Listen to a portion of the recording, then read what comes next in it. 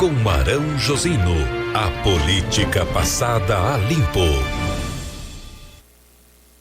Estamos de volta na apresentação do seu Repórter Cultura, com o ponto de vista com Arão Josino, a política passada a limpo. E o Arão está diretamente lá de Manaus, no Amazonas, vai falar com a gente, vai passar para a gente aqui o seu ponto de vista. E ele que está aí numa transmissão diretamente dos satélites Starlink. Muito bom dia, Arão. Bom dia, Odair, bom dia a todos os nossos ouvintes do Repórter Cultura, diretamente da Amazônia, né? Terra boa. Ontem à noite, Odair, saí para jantar e me levaram para comer formiga. Isso mesmo, formiga, é uma tradição deles aqui. Tem gosto de gengibre, limão, é muito curioso. Ontem à noite jantei formiga aqui em Manaus. É muito curioso, significa que não é muito bom, né? É diferente, eu diria. É diferente. Muito bem, mas o Arão está fazendo o que aí em Manaus, Arão? Daí vim ontem à noite a convite do Novo, que é o partido no qual eu estou filiado, né? Justamente para fazer um bate-papo aí com pré-candidatos a prefeitos, a vereadores aqui dessa região do nosso país. Então, a gente vem aqui para trocar um pouco de ideias, contar um pouco das experiências da gestão pública municipal do Sul, de Santa Catarina, e conhecer também a realidade deles aqui no Amazonas. E, claro, contribuir de alguma forma também para o crescimento do Partido Novo em todo o Brasil. Então, certamente será uma experiência muito interessante. Daqui a pouquinho eu vou lá para o evento. É hoje o dia inteiro, amanhã o dia inteiro, muita troca. E daí, domingo de manhã, retorno para Santa Catarina. Muito bem, então, Arão. Vamos lá. Vamos falar hoje, começar o nosso ponto de vista aqui, o seu ponto de vista, a respeito da questão da dívida do Brasil. Odair, uma situação muito preocupante. O alerta realmente está acendendo. Acendeu agora de forma direta com a equipe econômica do governo federal, porque os números eles estão cada vez mais preocupantes e até assustadores. A dívida tem aumentado significativamente desde que Lula assumiu como presidente do Brasil. Nós chegamos ali em 2022 em 71% do PIB, né, brasileiro com dívida, ou seja, né, voltado ao pagamento das dívidas do nosso país. E agora, passados 14 meses, nós tivemos um aumento de praticamente 4% do PIB na dívida brasileira.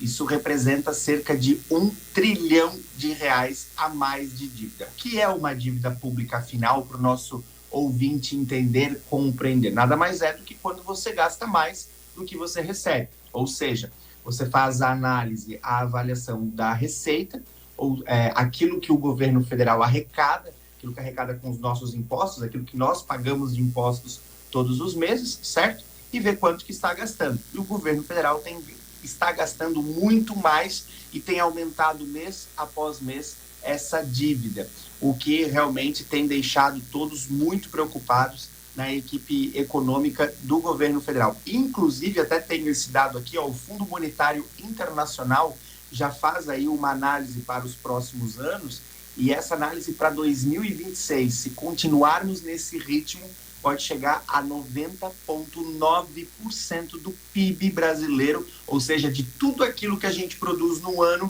vai para a dívida do governo federal. Então, em 2026, se a gente continuar nesse ritmo, né, sem um freio, a gente chega a 90,9%. E como que o governo resolve uma situação como essa, né? O correto seria cortar na carne, o correto seria diminuir a estrutura de Estado, né, rever contratos, fazer com que você diminua, ou melhor, né, deveria acabar com os privilégios de algumas classes, mas a gente sabe que isso não está acontecendo. E aí eles acabam inventando o aumento da carga tributária. É uma forma de você conseguir diminuir esse déficit. E por que uma tragédia na economia do nosso país? Porque a partir do momento em que a dívida pública brasileira ela aumenta, isso gera instabilidade e insegurança para a economia. Os investidores, é evidente, não vão injetar dinheiro em um país que está em com insegurança, um país onde eles não têm uma estabilidade. Ou seja, não tem investimento, dívida pública alta, inflação aumenta. O brasileiro sabe bem o que é inflação. Inflação come o dinheiro, come o salário do povo, porque o poder aquisitivo diminui significativamente e isso acaba também gerando desemprego. Então é uma situação muito, muito preocupante. A gente precisa acender esse alerta. A economia brasileira está com dificuldade, a gente tem uma dívida pública aumentando consideravelmente e o que a gente percebe é que o governo afrouxou de vez. E isso tem acontecido principalmente pela popularidade do presidente da República. A gente percebe a popularidade dele também caindo a cada mês. Isso faz com que o Congresso, os deputados federais e senadores, queiram se afastar das pautas polêmicas. E aí que mora o perigo. A popularidade de Lula está caindo, o Congresso, os deputados federais e senadores estão recuando, não estão querendo mais discutir pautas polêmicas e acaba que ninguém mexe naquilo que realmente deveria mexer lá no Congresso Federal. E Lula perdendo esse controle também do Congresso, a tendência é essa situação só piorar. E tem mais um ponto, né, Odair? Os poderes também precisam compreender isso tudo que a gente está vivendo, né? O Poder Judiciário precisa compreender, o Poder Legislativo precisa compreender e você precisa ter uma união de forças para realmente reequilibrar as contas públicas, cortando na própria carne, acabando com o privilégio, reorganizando as estruturas. No entanto, o que se vê nesse momento lá em Brasília é algo totalmente diferente. Essa semana, a Câmara dos Deputados estava discutindo aí alguns aumentos salariais, por exemplo, para o Poder Judiciário. Se falou até de um aumento do teto e depois um aumento de 5% a cada ano. Enfim, alguns privilégios que o Congresso está discutindo, está debatendo e que vai afetar diretamente as contas públicas do nosso país. Então, situação muito preocupante. Nós temos ainda a questão dos Estados Unidos. Lá nos Estados Unidos, os juros aumentando muito. Os juros aumentando nos Estados Unidos acaba refletindo também no câmbio aqui do nosso país. O real acaba perdendo valor e a gente acaba perdendo também esse mercado importante para o nosso país, que é os Estados Unidos. Então, temos também essa questão da economia internacional prejudicando a economia do nosso país. Ou seja, está mais do que na hora do governo federal parar de gastar tanto, mais aí de R$1 trilhão de dívidas aumentando em 14 meses de governo. O presidente Lula tem que parar com isso, tem que rever a estrutura, tem que cortar privilégio, tem que cortar na própria carne para que as contas voltem para o equilíbrio necessário. Caso contrário, a inflação vai aumentar e nós vamos perder esse controle, gerando desemprego e gerando aí uma queda no poder aquisitivo do povo brasileiro. E você, sinceramente, do fundo do seu coração, você acredita que isso vai acontecer, de o governo Lula parar de gastar, diminuir a estrutura, parar de ter que retribuir e agora, cada vez mais com a popularidade diminuindo, ter que comprar o Congresso para que vote nas suas pautas? Tem alguma possibilidade disso acontecer? Olha, Odair, nesses 14 meses a gente já percebeu que o governo Lula não está preocupado e não está com responsabilidade fiscal. Isso é que se percebe. Você disse agora, por exemplo, das emendas parlamentares. Nunca se viu tanta emenda parlamentar sendo paga para manter esse toma lá da cá com o Congresso. Agora, nós, enquanto formadores de opinião, nós, enquanto povo brasileiro, me incluo daí na classe política, nós precisamos sim bater nessa tecla. Caso contrário, a gente vai ter dificuldade de colocar de novo o trem nos trilhos se a gente continuar dessa forma aí desenfreada de gastar dinheiro público e de não rever estruturas. E a gente viu agora na semana que passou, só o fato de terem revisto uma meta, não é o fato de ter revisto uma meta que foi alinhada aí há poucos meses atrás, já sendo alterado pelo governo, né, dizendo que a despesa primária ali do governo não ia se alcançar a meta e isso já fez com que o dólar subisse. Claro que tem outros motivos, mas um dos motivos também foi de o dólar ter subido, foi esse anúncio do governo de que o equilíbrio das contas não iria mais acontecer em 2024, nem em 2025, talvez lá em 2026.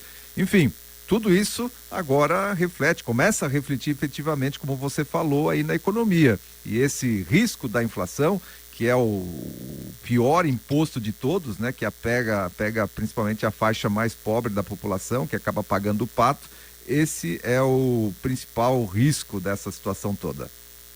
É exatamente isso. E, Odair, o que a gente percebe também é que nós estamos com um Congresso muito frágil, né? Um Congresso que não consegue debater pautas econômicas desse porte.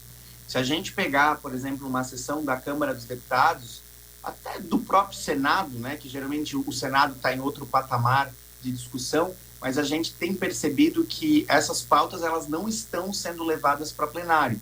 Você não percebe uma movimentação por parte dos parlamentares em relação à situação econômica do país. Por quê? Porque ninguém quer tratar sobre assunto polêmico.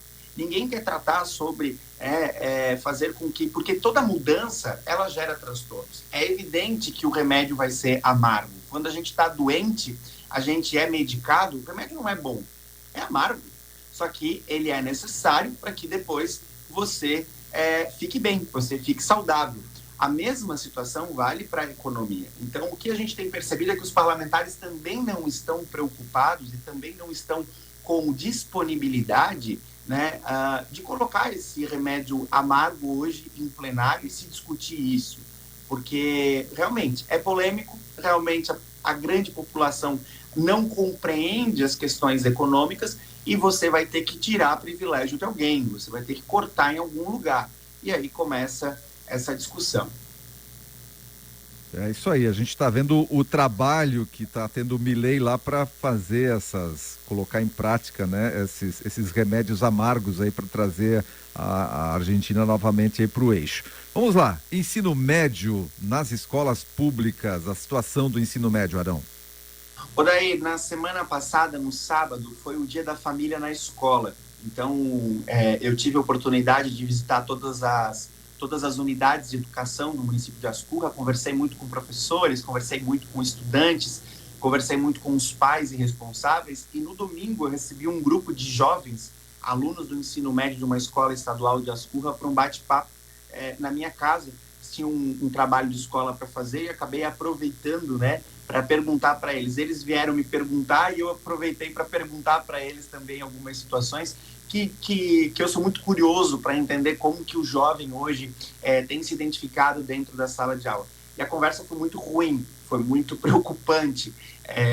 Jovens extremamente inteligentes, dedicados, comprometidos com a escola, dá para ver claramente nas perguntas que eles me fizeram e na disponibilidade de, né, buscar uma pessoa para entrevistar e de fazer o trabalho realmente acontecer. No entanto, quando eu perguntava para eles como que estava a sala de aula, a resposta a sala de aula ela está chata, ela está cansativa. E eu perguntei para eles sobre o uso de tecnologia e foi o que mais me preocupou. Assim. Eles falaram que tecnologia praticamente não existe dentro de sala de aula. A gente continua com o livro didático, com o quadro e o professor ali falando durante 40, 50 minutos sem parar.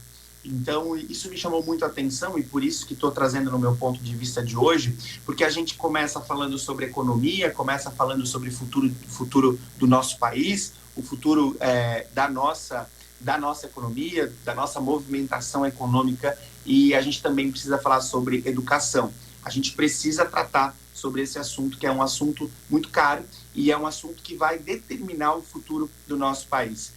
Inclusive, essa semana, estava assistindo uma entrevista na televisão que falava justamente sobre o uso da inteligência artificial dentro das salas de aula, que existe uma discussão muito grande. O Estado de São Paulo está tentando colocar isso em prática, tentando atrair a inteligência artificial para dentro da sala de aula, mas existem grupos, principalmente de sindicatos, lutando contra o uso da inteligência artificial. E na entrevista dizia-se justamente isso. A inteligência artificial já chegou. Não adianta mais querer evitar ela, não adianta mais querer ir contra ela. Você precisa tentar entender a inteligência artificial e moldar ela para o uso na sala de aula. Você precisa apresentar isso para os estudantes, você precisa explicar para o professor, fazer uma formação para o professor para a utilização da inteligência artificial. Então, a impressão que dá é que a escola ela ainda está tentando, né, bloquear o avanço das tecnologias, o avanço da inteligência artificial. Só que isso não vai dar em lugar nenhum. Por quê? Porque ali fora da escola, isso já está em alta.